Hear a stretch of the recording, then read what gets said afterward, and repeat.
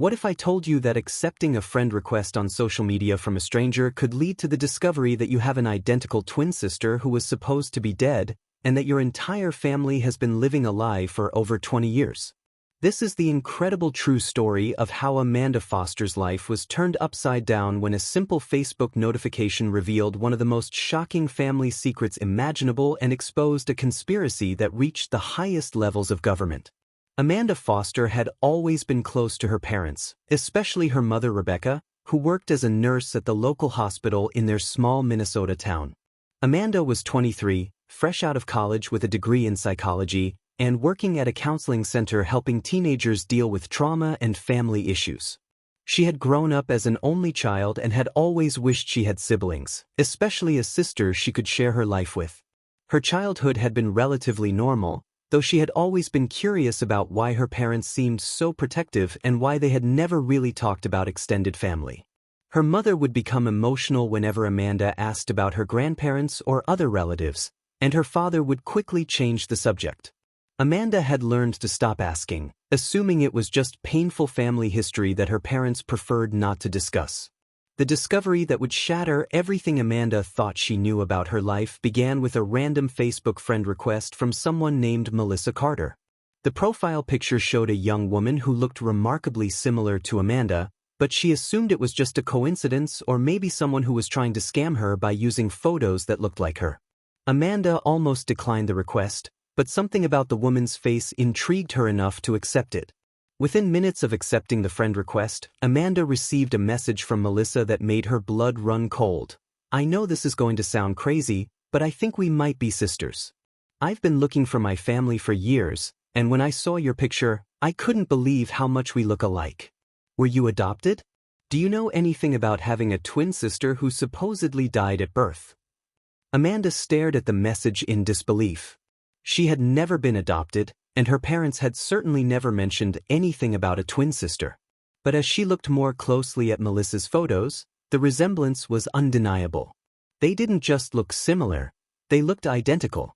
Same eyes, same nose, same bone structure, even the same small scar on their left eyebrow that Amanda had gotten from falling off her bike when she was 7. Curious and confused, Amanda replied to Melissa's message, asking for more information about why she thought they might be related. What Melissa told her next would begin the unraveling of a conspiracy that had been 23 years in the making. Melissa explained that she had grown up in foster care in California after being found abandoned at a hospital when she was just a few days old. She had no information about her biological parents except for a name that had been written on a piece of paper pinned to her blanket: Baby Amanda Foster, twin sister deceased.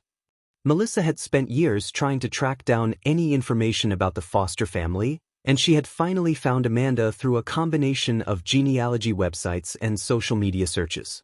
Amanda was stunned. Not only was she potentially looking at her identical twin sister, but according to Melissa's story, her parents had somehow been involved in separating them at birth and had told Melissa's caregivers that Amanda was dead. The implications were terrifying. If this was true, it meant her parents had been lying to her for her entire life about one of the most fundamental aspects of her identity.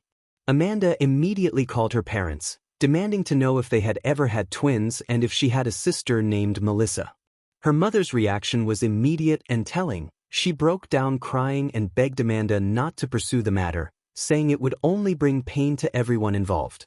Her father was more direct, insisting that Amanda was their only child and that whoever was contacting her was either mistaken or trying to scam her. But Amanda could see the fear in her parents' eyes, and their reactions only convinced her that Melissa was telling the truth. She arranged to meet Melissa in Chicago, which was halfway between their respective homes, and when they met in person, there was no doubt that they were identical twins. They had the same mannerisms, the same laugh, even the same unconscious habits like touching their hair when they were nervous. As Amanda and Melissa compared their stories and their memories, a disturbing picture began to emerge. Melissa had spent her entire childhood in the foster care system, moving from home to home and never finding a permanent family. She had been told that her parents had died in a car accident and that she had no living relatives. Meanwhile, Amanda had grown up in a loving, stable home with parents who had given her every advantage in life. The twins decided to investigate their origins together, and what they discovered was far more sinister than either of them had imagined. Using DNA testing and genealogy research, they confirmed that they were indeed identical twins, and they began to trace their birth records and early medical history. The trail led them to Dr. Harrison Wells, an obstetrician who had practiced in Minnesota in the late 1990s and early 2000s. Dr. Wells had delivered hundreds of babies during his career, but there were disturbing patterns in his records that suggested he had been involved in illegal activities related to infant adoptions and separations. Further investigation revealed that Dr. Wells had been running a scheme where he would identify families who were having twins or multiple births, and he would convince them that one of the babies had died during delivery. He would then arrange for the deceased baby to be placed with families who were desperate to adopt but couldn't go through legitimate channels, often for significant payments. The scheme had been incredibly sophisticated and had involved nurses, social workers, and even government officials who helped create false documentation and cover up the illegal separations. Dr. Wells had been careful to target families who were unlikely to question his medical expertise or demand to see the bodies of their supposedly deceased children. Amanda and Melissa discovered that their biological parents had actually been teenage parents who had given birth to twins at Dr. Wells' clinic. The teens had been told that both babies had died due to complications during delivery, and they had been so devastated that they had never questioned the story or demanded to see the bodies. Amanda had been placed with the foster family, who had been told she was an orphan whose parents had died in an accident. Melissa had been placed in the foster care system when the family that was supposed to adopt her had backed out at the last minute. The investigation revealed that Rebecca Foster, Amanda's mother, had been one of the nurses working with Dr. Wells and had been fully aware of the illegal scheme. She had been desperate to have a child after years of infertility, and Dr. Wells had offered her one of the babies in exchange for her silence and cooperation. Amanda's father had initially been unaware of the scheme but had eventually learned the truth and had chosen to keep the secret to protect his family. The conspiracy had involved dozens of people over the course of more than a decade, and it had affected hundreds of families. Dr. Wells had made millions of dollars from the scheme, charging desperate families enormous fees for babies that he had essentially stolen from their biological parents. He had used his medical credentials and his position of trust to manipulate vulnerable families and profit from their desperation.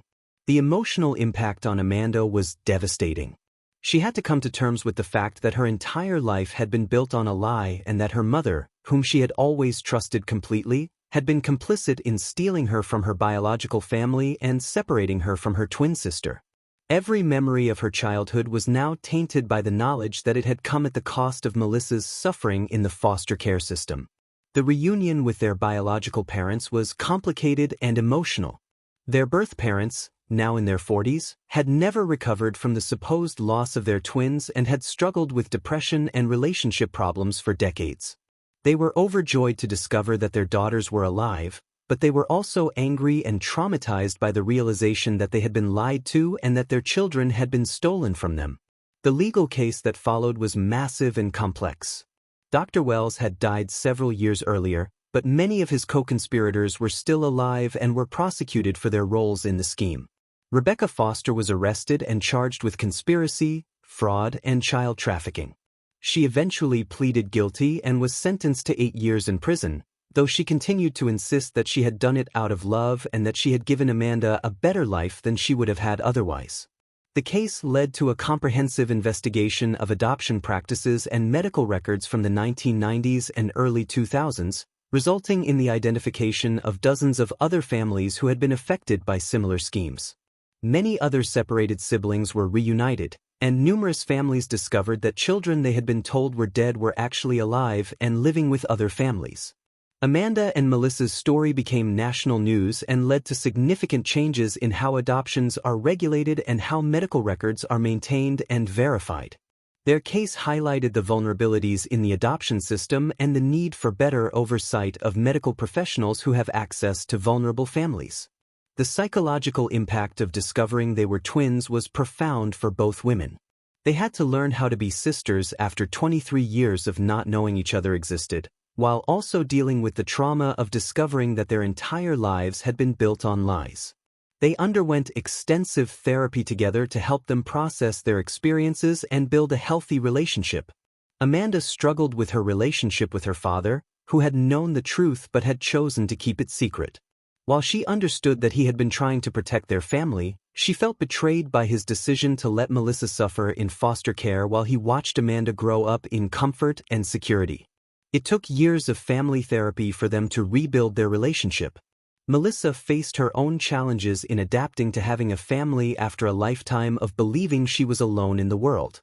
She had developed significant trust issues from her experiences in foster care, and learning to trust Amanda and their biological parents required extensive therapy and patience from everyone involved. Today, Amanda and Melissa are incredibly close and have worked to build the sisterly relationship that was stolen from them at birth. They live in the same city and see each other regularly, often marveling at how similar they are despite having grown up in completely different environments.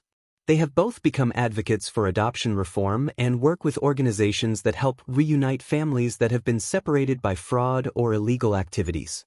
Amanda changed her career focus and now works specifically with families who have been affected by adoption fraud and illegal separations.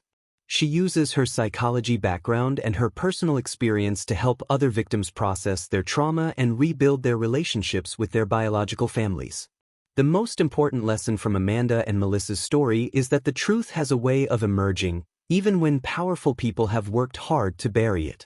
Their accidental connection through social media not only gave them the opportunity to find each other but also led to justice for hundreds of other families who had been victimized by the same scheme. Their story also demonstrates the importance of questioning authority figures, even when they seem trustworthy. Dr. Wells had used his position as a respected medical professional to manipulate vulnerable families, and the scheme had continued for years because people trusted him and didn't question his authority. Amanda and Melissa's case has helped raise awareness about the need for better oversight of professionals who work with vulnerable populations. Most importantly, their story shows that family bonds can transcend even the most difficult circumstances.